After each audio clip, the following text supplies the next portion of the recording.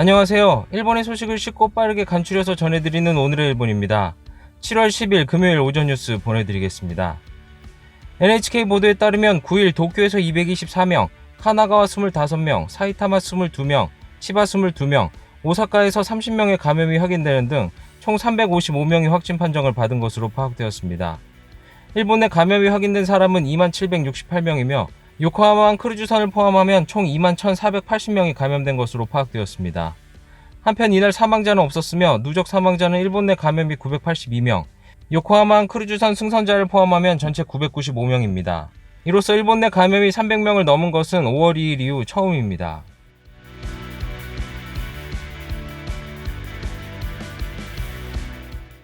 이날 도쿄에서는 224명의 신규 감염이 확인되었습니다. 0세부터 80대까지의 남녀 224명이 신규 확진 판정을 받은 것으로 파악되었으며 이 중 104명은 감염 경로가 파악이 되지 않거나 조사 중이고 120명은 기존 감염자의 밀접 접촉자로 확인되었습니다.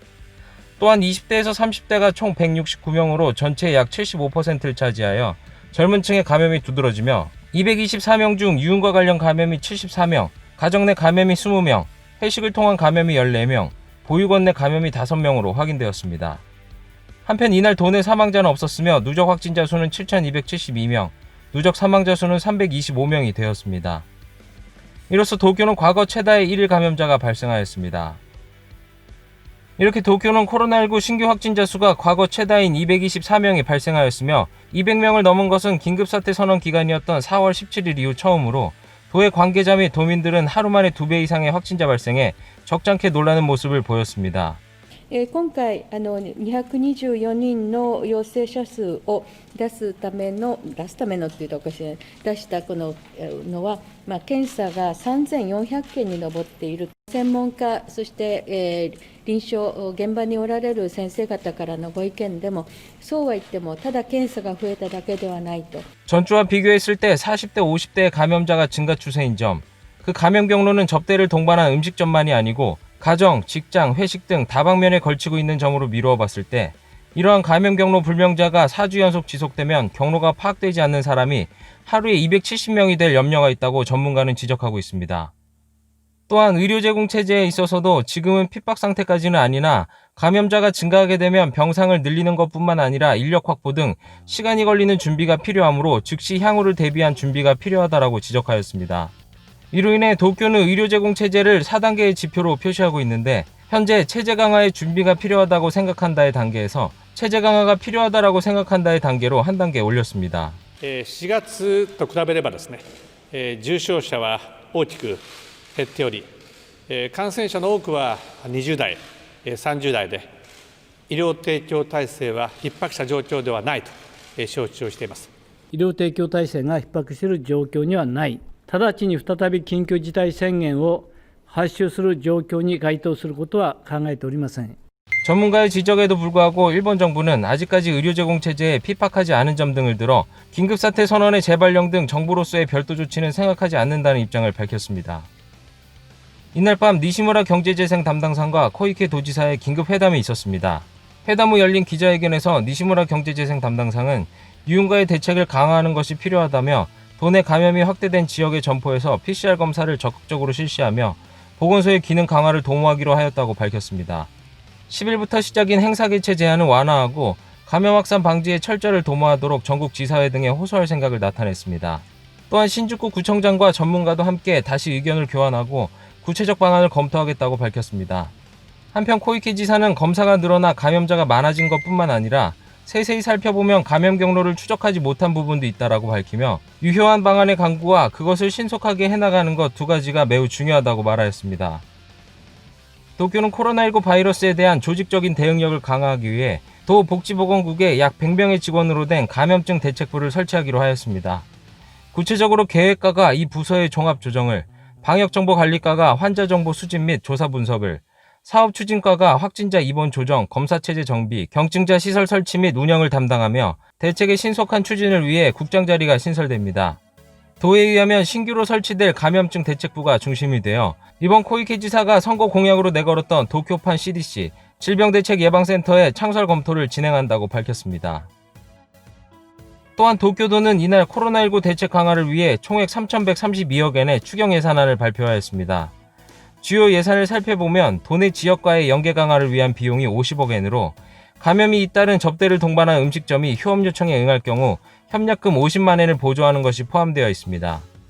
또한 긴급사태 기간 동안 코로나19 환자를 받아 재정이 악화된 병원에 임시지원금 지급에 200억엔, 국가가 실시하는 사업자 월세 지원에 도가 독자적으로 추가 지급하는 데 440억엔 등이 계상되어 있습니다. 도에 따르면 이번 추경 재원은 국가의 교부금으로 활용하므로 실질적인 도의 부담은 없다고 밝혔으며 이번 보정 예산안은 다음 주 열릴 예정인 도의회 임시회에 제출됩니다. 다음 소식입니다. 기상청에 따르면 전선의 영향으로 큐슈 북부 등에서 심한 비가 내리고 있으며 10일까지 서일본과 동일본의 넓은 범위에 걸쳐 폭우가 내릴 전망으로 기록적인 폭우에 시달리는 큐슈 북부에서도 다시 매우 심한 비가 내릴 우려가 있어 토사재해나 강해 범람에 경계하고 안전을 확보하도록 경고하고 있습니다. 이렇게 기록적인 호우가 큐슈를 덮쳐 강해 범람과 산사태 등 자연재해가 잇따르고 있으며 인명 및 인프라의 피해가 심각한 상황인 가운데 쿠마모토현에서는 쿠마무라에 위치한 특별노인 양호시설의 침수로 14명, 야마가시에서 차량의 침수로 2명, 히토요시시에서 18명, 아시키타마치에서 10명 등 현재까지 총 59명의 사망이 확인되었습니다. 그 외에 1명이 심정지, 10명이 실종되었습니다. 또한 연락이 닿지 않는 사람이 10명 이상 있어 경찰과 자위대가 소재 파악 중에 있으며 인명피해는 더 늘어날 것으로 예상됩니다. 후쿠오카현의 오오무타시에서는 80대 남녀 2사람의 사망이 발생하였습니다. 오오이타현에서는 차에 타고 있던 80대 여성의 유체가 발견되어 1명 사망하였으며 같이 타고 있던 가족 등 총 5명이 실종되었습니다. 카고시마현에서는 신문 배달을 하던 남성 1명이 실종되었습니다. 이밖에 큐슈 지역 외에도 시즈오카현에서 정전복구 작업을 하던 남성이 쓰러지는 나무에 맞아 사망하였으며 에이메현에서는 70대 남성과 80대 여성 2명이 사망하였습니다. 이로써 이번 비 피해로 사망자는 65명, 심정지 1명, 실종이 16명으로 파악되었으며 이번 기록적인 폭우는 아직 피해 파악을 못한 곳도 있어 경찰이나 소방, 자위대 등이 계속 수색하며 확인을 진행하고 있습니다. 다음 소식입니다. 지난해 7월 참의원 선거 히로시마 지역구 매수 사건으로 전 법무상의 중의원 의원 카와이 카츠유키 씨가 지난해 5월 아베 총리와 면담 자료로 아내의 참의원 의원 안리 씨의 진영 내의 예산이나 안리 의원을 지원하기 위해 히로시마에 도착한 총리 비서단의 활동을 보고하는 문서를 작성한 것으로 밝혀졌습니다. 개선 2석의 히로시마 선거구에서 자민당은 현직이던 미조테 켄세 전 국가공안위원장과 당 본부가 주도하는 안리 의원을 공천하였습니다. 자민당사는 지난해 4월에서 6월 카와이 부부 측에 파격적인 총 1억 5천만 엔을 입금하였으며 이렇게 당의 전면 지원을 받던 중 총리와의 정보 공유를 의식하여 작성한 문서로 보여집니다. 한편 부인인 안리 의원에 이어 카와이 카츠유키 의원도 9일 변호사를 통하여 보석 신청을 하였습니다.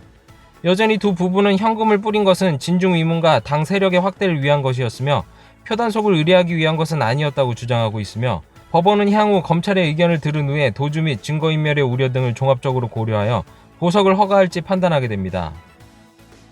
다음 소식입니다. 일본은행은 9일 지역별 경기 상황을 정리한 지역경제 보고를 공표하고 모든 지역의 경기 판단을 하향 조정하였습니다. 일본은행은 3개월에 한 번의 지점장 회의를 열어 각 지의 경기 상황을 점검하고 전국을 9개 지역으로 나누어 경기 상황을 정리한 지역경제 보고를 공표하고 있습니다. 그 결과 코로나19의 영향으로 개인 소비와 기업의 생산은 지금도 낮은 수준에 머물고 있다고 판단하여 모든 지역의 경기 판단을 하향 조정하였습니다. 구체적으로는 홋카이도, 토호쿠, 호쿠리쿠, 킨키, 큐슈, 오키나와가 크게 악화 또는 악화로, 칸토 코시네츠, 토카이, 추고쿠가 매우 어려운 상태나 어려운 상태, 시코쿠가 더욱 약한 움직임으로 판단되었습니다. 이로써 약 11년 만에 전 지역의 판단을 내린 지난 4월의 보고에 이어 2회 연속 판단의 하향 조정이 되었습니다.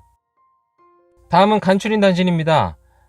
코로나19 바이러스 영향으로 내년 여름으로 연기된 도쿄올림픽, 패럴림픽 티켓에 대해서 대조직위원회가 희망자에게 환불 방침을 정한 것으로 알려졌습니다. 조직위는 그동안 공식 사이트를 통해서 올림픽은 약 448만 장, 패럴림픽은 약 97만 장을 판매하였으며 판매된 티켓은 연기 후에도 원칙적으로 유효하고 환불은 연기로 관전하지 못하는 구매자를 배려하기 위해 실시합니다. 조직위는 기존의 계획대로 예정된 모든 경기장 및 관련 시설이 내년 대회에도 사용할 수 있으며 상세한 경기 일정 또한 이전 계획을 기본적으로 유지한다고 밝혔습니다. 코로나19 바이러스의 감염자가 도쿄에서 급증하는 것에 대해 효고현의 이도 토시조 지사는 9일 현청에서 열린 대책회의에 모두 발언해서 도쿄는 모든 악의 근원이다라고 발언하였습니다. 이는 도쿄에서 전국으로 감염이 파급될 것을 염려한 것으로 보이며 그 뒤 기자회견에서 단정지을 수는 없다, 발언을 취소한다라고 해명하였습니다. 약 2시간 반 후에 열린 회견에서 기자에게 추궁당하자 철회라는 건 그동안 발언이 있었던 것이며 취소라는 것은 애초부터 발언은 없었던 것이다라고 하며 도쿄에서 제대로 대응을 해주었으면 하는 것을 의도했다라고 말하였습니다. 코로나19 바이러스의 백신이 개발된 뒤 신속하게 대응하기 위해 일본 정부는 예방접종 대상자와 우선순위 등을 정한 기본 방침을 다음 달 중 책정하는 방향으로 조정하고 있습니다. 관계자에 따르면 예방접종은 감염 위험이 높은 의료 종사자나 중증화되기 쉬운 고령자 등을 우선하는 방안이 검토되고 있다고 합니다. 또한 비용은 전에 공적 부담하는 방향으로 조정이 진행되고 있으며 일본 정부는 다음 주부터 신종 코로나 바이러스 감염증 대책 분과회의에서 검토를 본격화할 예정입니다. 또한 기본 방침의 책정 후 각 지역에서 필요한 준비를 진행할 예정입니다. 도쿄 신주쿠구는 구내의 유흥가 중심으로 코로나19 바이러스에 감염이 잇따르는 것에 대해 감염이 확인된 구민 1명당 10만 엔의 위로금을 지급하기로 결정하였습니다.